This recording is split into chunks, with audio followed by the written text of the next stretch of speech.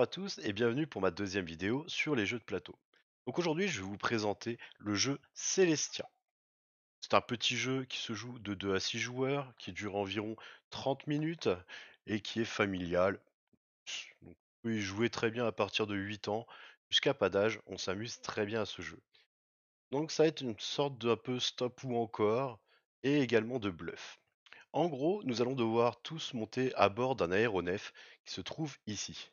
Cet aéronef va commencer sur cette île. Donc il s'agit du monde de Celestia où nous allons voguer d'île en île. Le capitaine va donc devoir faire face à des situations en lançant des dés. Selon la cité dans laquelle on va passer, d'une à l'autre, il y a un nombre de dés qui est écrit. Vous allez avoir, du coup, moi j'ai mon tapis de jeu que j'ai acheté mais qui n'est pas fourni de base avec le jeu de société. Vous allez avoir au pire des tuiles comme ceci qui représentent les mondes. Ces tuiles, vous en avez une pour chaque île différente. Et sur chacune des tuiles, il est écrit le nombre de dés qu'il faut lancer pour pouvoir y accéder. Comme ici, celle-ci, vous voyez qu'il y a 2 dés sur le côté. Donc pour accéder à cette île, il faudra utiliser 2 dés. Donc là, nous sommes ici sur le plateau de jeu. Donc comme vous pouvez le voir, ici, il y a 2 dés dessinés. Peut-être qu'on ne le voit pas très bien à la caméra. On le voit ici, par exemple, qu'il faudra lancer 3 dés pour passer de cette île-là jusqu'à cette île-là. Et ainsi de suite, jusqu'à pouvoir accéder sur ces grandes îles où il faut lancer jusqu'à 4 dés. Il y a 4 dés dans le jeu. Donc au début, le capitaine va devoir lancer les dés. Il lance les dés, et selon ce qui va ressortir sur les dés, il devra dire s'il peut ou pas traverser les tumultes qui peuvent se poser devant lui.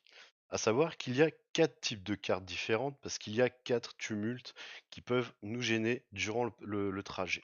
Ces tumultes, je vais vous les montrer en carte juste ici. Une fois donc que le capitaine a lancé les dés, les passagers peuvent choisir ou non si le capitaine va pouvoir affronter justement ces différents tumultes. Chaque passager qui ne souhaite pas suivre le capitaine en pensant qu'il ne pourra pas peut choisir de descendre du navire. Il peut choisir de descendre du navire du coup sur l'île où ils sont actuellement. S'il descend de cette île, vous voyez que sur chacune des îles, il y a des paquets de cartes. Ces paquets de cartes, du coup, ce sont des trésors. Quand vous les ramassez, vous obtenez une carte avec laquelle il y a des points dessus. Donc là, on voit celle-ci, il y a un point.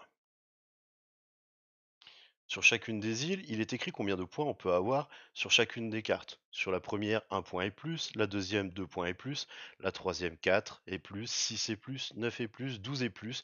Et quand nous arrivons sur les dernières îles, c'est 15, 20 ou 25 points. À savoir qu'il peut y avoir une carte spécifique qui peut se cacher dans les 4 premiers tas de cartes. Cette carte, je vais vous la montrer un peu plus en grand juste après, c'est le télescope et je vous expliquerai à quoi il peut servir. Du coup, une fois que chaque joueur a choisi, chaque passager choisit s'il suit le capitaine ou non, le capitaine doit obligatoirement, s'il a les cartes, les dépenser pour pouvoir faire avancer l'aéronef. S'il a les cartes, il les donne et elles vont dans la défausse, juste ici, à côté de la pioche. Et dans ce cas-là, l'aéronef avance. Le capitaine ayant fait son tour, tous les autres passagers sont restés sauf un qui est resté là.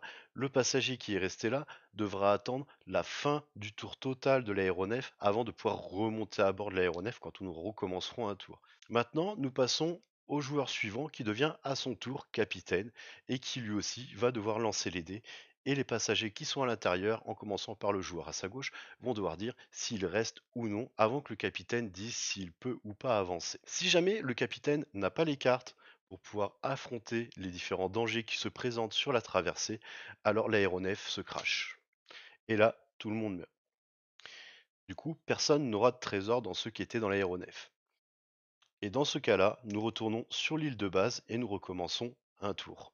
Et on passe ensuite au joueur suivant à gauche pour pouvoir devenir à son tour capitaine. Et là, tout le monde remonte dans l'aéronef et également pioche une carte. À savoir que quand nous sommes 2 ou 3 joueurs dans la partie, on commence la partie avec 8 cartes. Ensuite, si nous sommes 3 joueurs ou plus, nous commencerons la partie avec 6 cartes en main. Dans ces 6 cartes, il peut donc y avoir 4 cartes différentes car elles permettent de contrer les 4 embûches que l'on peut rencontrer sur les dés. Et sinon, il y a aussi des petites cartes Joker. Ces petites cartes, je vais vous les montrer. Elles ont chacune un pouvoir différent.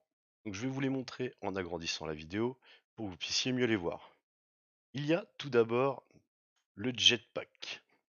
Le jetpack vous permet, si jamais au moment où le capitaine vous annonce qu'il ne peut pas, hélas, affronter les embûches et que l'aéronef va se crasher, vous pouvez dire: ah bah non, bah moi j'utilise mon jetpack et je descends en douceur sur l'île et du coup je récolte mon trésor.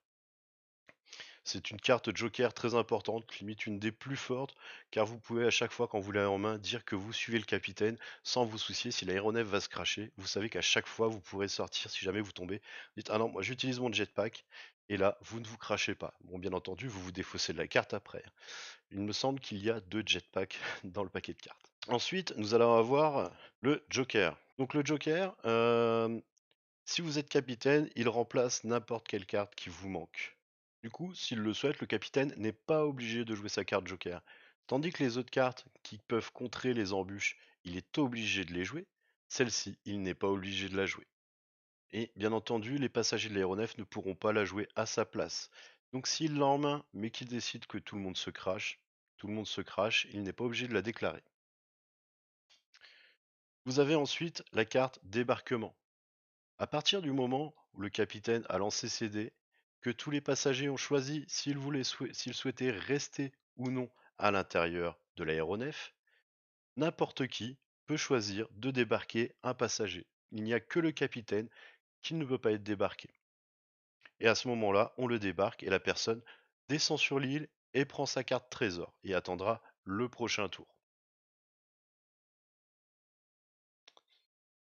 Si jamais ensuite le capitaine dévoile qu'il ne peut pas affronter les embûches qui arrivent pour l'aéronef se crache, ce sera tant pis pour celui qui aura débarqué la personne, parce qu'au moins la personne qui a été débarquée, elle, aura marqué des points et les autres, non.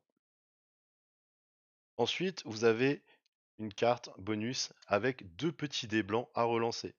Donc celle-ci, n'importe qui peut la jouer, y compris quelqu'un qui est déjà descendu de l'aéronef.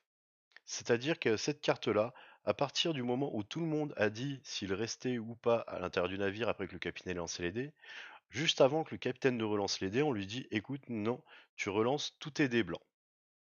À savoir que s'il y a des dés blancs, c'est-à-dire qu'il n'y a pas d'embûche durant la traversée et que finalement, la traversée se fait toute seule. Un capitaine qui lance 2 dés blancs, le bateau, on sait très bien qu'il n'y a pas d'embûche, on va tous décider de rester dans le bateau. Dans ce cas-là, si le bateau était déjà passé à l'île ici et que le joueur jaune, lui, voit que le capitaine, pour aller à l'île suivante, il faut lancer 2 dés, lance 2 dés blancs, il est un peu dégoûté. Parce qu'il se dit: ah, dis donc, ça va aller vite, ils vont monter haut, ils vont marquer beaucoup de points. Eh bien, dans ce cas-là, il peut jouer sa carte avec les 2 dés blancs et imposer au capitaine de relancer tous ses dés blancs.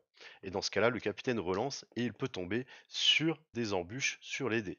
Il n'aura peut-être pas les cartes pour les contrer. Et dans ce cas-là, l'aéronef se crachera. Les joueurs ayant déjà décidé de suivre le capitaine ne pourront pas faire marche arrière et se cracheront avec lui. Et ensuite, vous avez la carte qui permet au capitaine, s'il le souhaite, de relancer tous les dés qu'il souhaite. Il prend les dés qu'il souhaite et il peut les relancer. Le capitaine ou le passager peuvent la jouer, bien entendu. Maintenant que nous avons fait le tour des cartes, on peut regarder du coup la carte que je vais vous montrer du télescope. La carte du télescope, elle, si vous la gardez jusqu'à la fin de la partie, vous donnera 2 points de victoire. Si jamais, à tout moment, vous pouvez décider de l'utiliser. Vous pouvez l'utiliser aussi bien en tant que capitaine qu'en tant que passager. Cette carte-là, si jamais vous l'utilisez, vous n'aurez pas les points de victoire associés à la fin de la partie et vous défaussez la carte. Mais la longue vue vous permet de traverser d'une île à une autre sans embûche. C'est-à-dire qu'au moment où le capitaine lance les dés et annonce qu'il n'a pas de quoi traverser pour aller jusqu'à l'autre île, que l'aéronef s'écrase, et bien du coup, n'importe qui peut sortir la longue vue, y compris le capitaine, pour dire: allez, on avance, on s'en fout des embûches, et on va jusqu'à l'île suivante.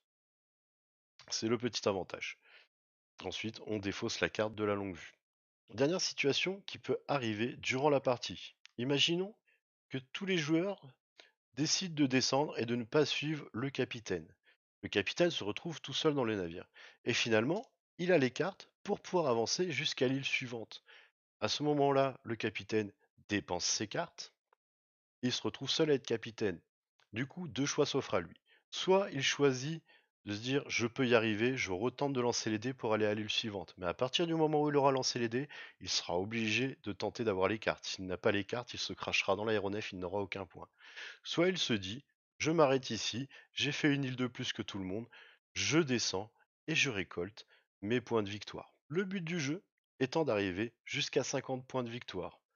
Une fois qu'un tour est terminé, que tout le monde est soit descendu de l'aéronef, soit que l'aéronef s'est craché, et que nous retournons au début, sur la première île, si un ou plusieurs joueurs ont 50 points ou plus, celui qui a le plus de points gagne la partie. Si jamais il y a égalité, la victoire est partagée. Voilà pour les règles dans leur ensemble. Si jamais vous avez des questions, n'hésitez pas à les poster dans les commentaires. N'hésitez pas à me dire non plus si la vidéo vous a plu ou s'il y a quelque chose que j'aurais pu améliorer dans la vidéo. En tout cas, je vous souhaite à tous une bonne fin de journée et je vous remercie d'avoir regardé la vidéo jusqu'au bout. N'hésitez pas à lâcher un petit pouce. À ciao ciao.